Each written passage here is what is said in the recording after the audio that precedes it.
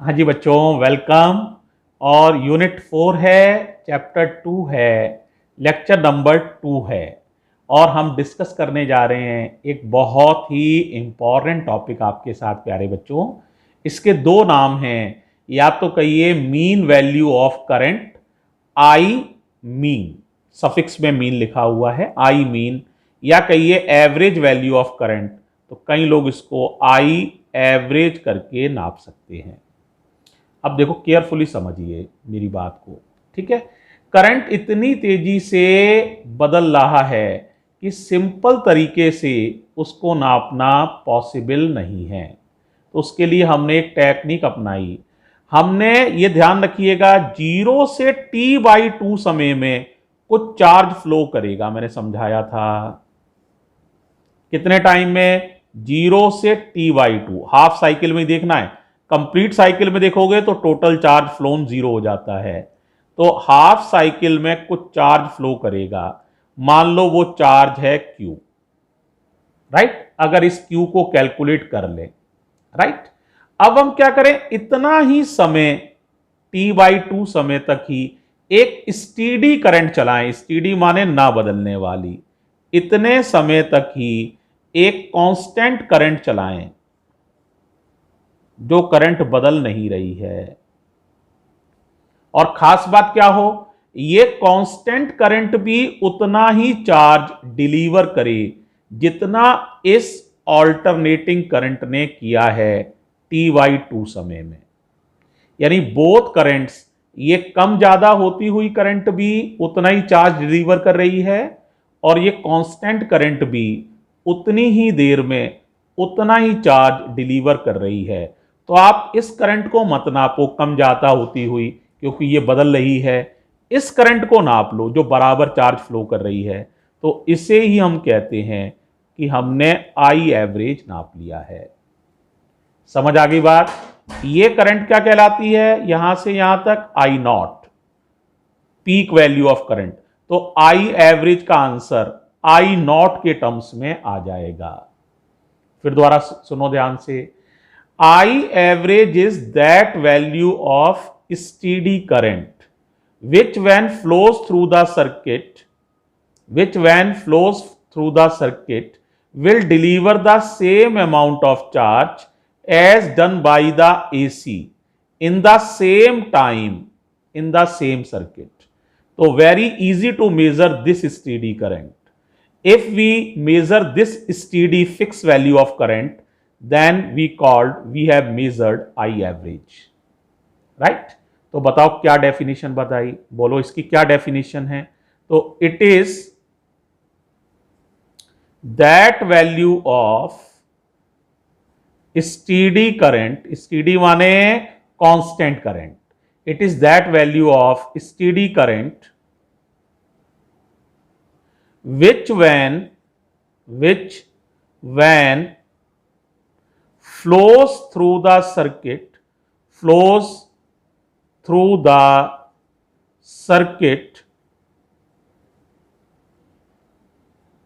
delivers the same amount of charge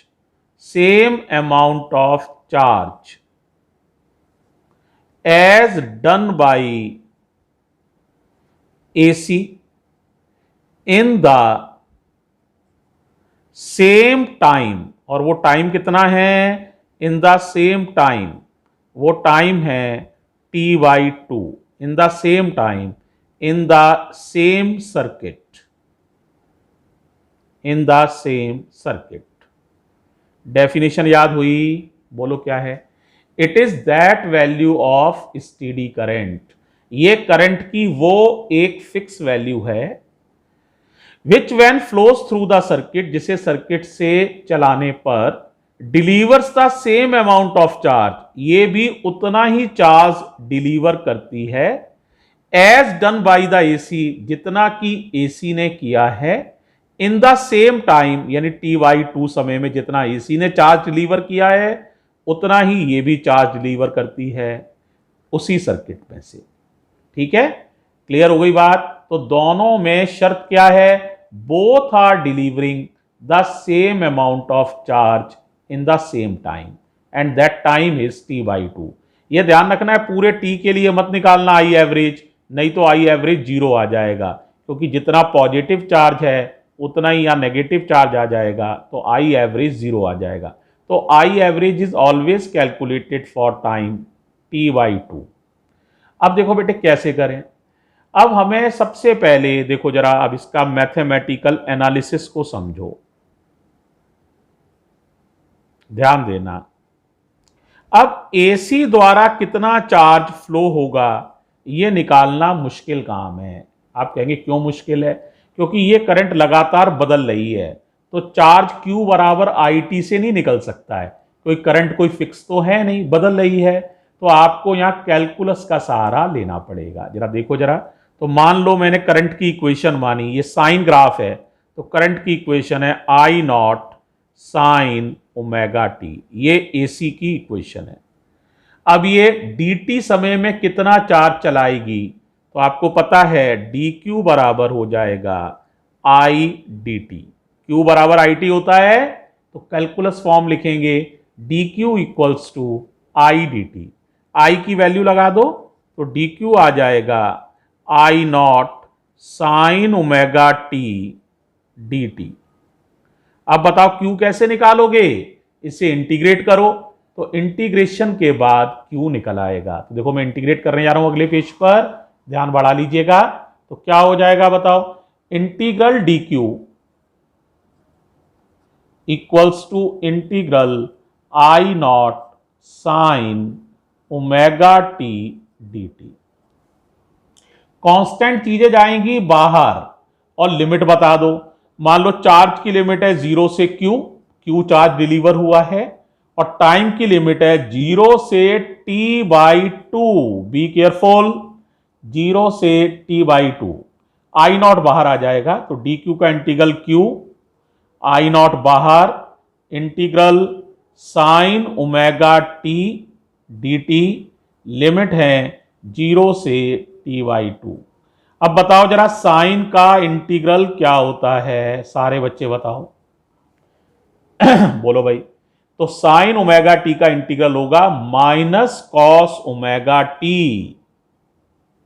और ध्यान से सुनेंगे, अगर डिफरेंशिएशन होता ना, डिफरेंशिएशन, तो इसमें ओमेगा का मल्टीप्लाई हो जाता टी के अलावा वाले का। इंटीग्रेशन उल्टा प्रोसेस है, तो इसमें टी के जो अलावा आया है ओमेगा, उसका क्या हो जाएगा? डिवाइड। तो इसका इंटीग्रल होगा साइन ओमेगा टी का minus cos omega T upon omega. Limit आ जाएगी राइट हैंड साइड 0 से t/2। अब क्या करोगे भाई? Upper limit minus lower limit, किसकी जगह? टी की जगह। तो देखो ओमेगा तो बाहर ले लो, तो Q बराबर I not upon omega minus cos omega T की वैल्यू है t/2 प्लस कॉस ओमेगा, और टी की वैल्यू है 0। ओमेगा की वैल्यू सारे बच्चों को मालूम है, कितनी होती है? 2π/t। तो ओमेगा की वैल्यू लगाने जा रहा हूं 2π/t। तो बताओ Q कितना हो जाएगा?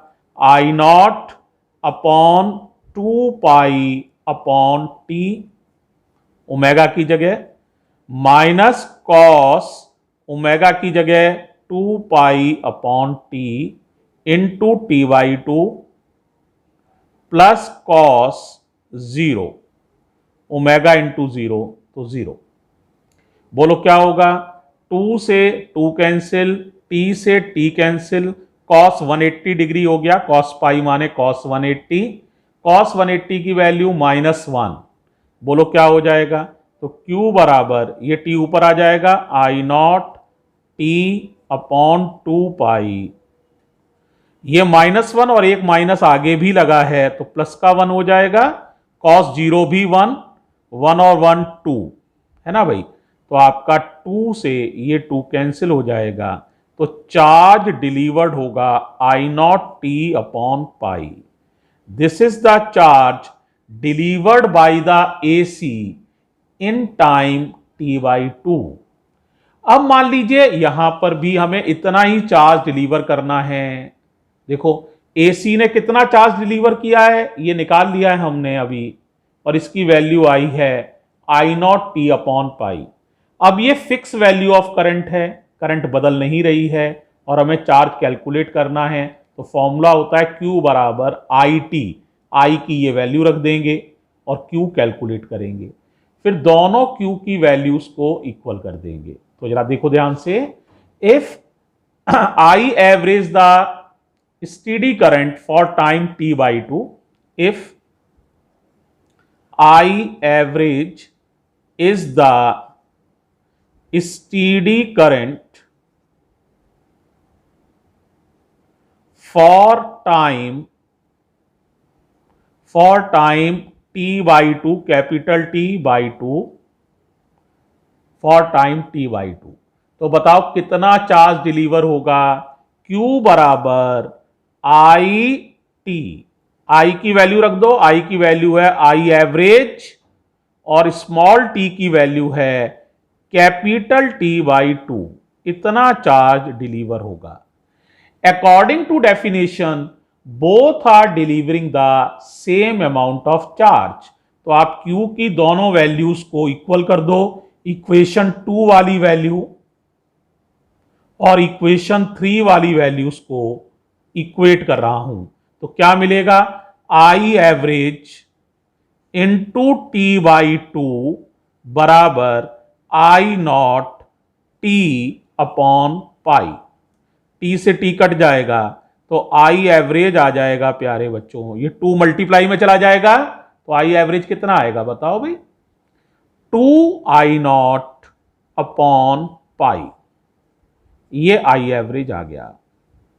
अगर आप पाई की वैल्यू रख दो 3.14, 2 में 3.14 का डिवाइड करो, सॉल्व करो, तो ये आता है 0.636 I0। अब इसका थोड़ा मतलब समझो। मान लो I0 10 एम्पियर है, यानी करंट हमारी की पीक वैल्यू कितनी है 10 एम्पियर, तो 10 का मल्टीप्लाई करो इसमें, तो I एवरेज हो जाएगा 6.36 एम्पियर। कितना हो जाएगा 6.36 एम्पियर, अगर I0 10 एम्पियर है। इसका मतलब जरा यहां देखो आप ग्राफ में, इसका मतलब यह है बेटे, जरा ध्यान से देखना, या तो हम ऐसी करंट चलाएं जो 0 से 10 एम्पियर और 10 एम्पियर से 0 एम्पियर तक साइनोसॉइडली वेरी कर रही है, 0 से 10, 10 से 0, ऐसी करंट चला लें, तो वो जितना चार्ज डिलीवर करेगी, चाहे तो वो चार्ज हम देख लें, या हम 6.36 एम्पियर की एक कांस्टेंट करंट चलाएं। कितने एम्पियर की, 6.36 एम्पियर की एक कांस्टेंट करंट चलाएं, तो वो जितना चार्ज डिलीवर करेगी, दोनों चार्ज बराबर डिलीवर करेंगी। तो इस करंट को नापना मुश्किल है, ये 0 से 10 तक बहुत तेजी से बदल रही है, कम ज्यादा हो रही है। इस करंट को नापना बहुत आसान है, 6.36 एम्पियर एक फिक्स करंट है, तो जब हम इसको नाप लेते हैं तो हम बोलेंगे we have measured the average value of current, we have measured the average value of current.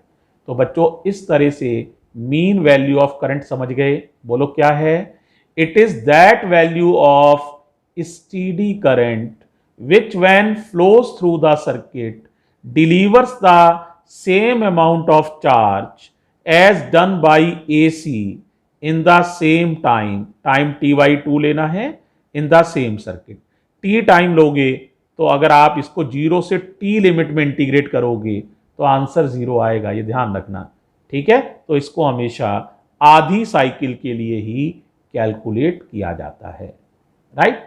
तो ये पहला तरीका हो गया है। थैंक यू बच्चों। अगले वीडियो में मैं बात करूंगा, बोलो किसकी, सही कह रहे हो, आरएमएस वैल्यू ऑफ करंट या वर्चुअल वैल्यू ऑफ करंट की। उसको समझने के लिए अगला वीडियो फिर देखिएगा। Thank you.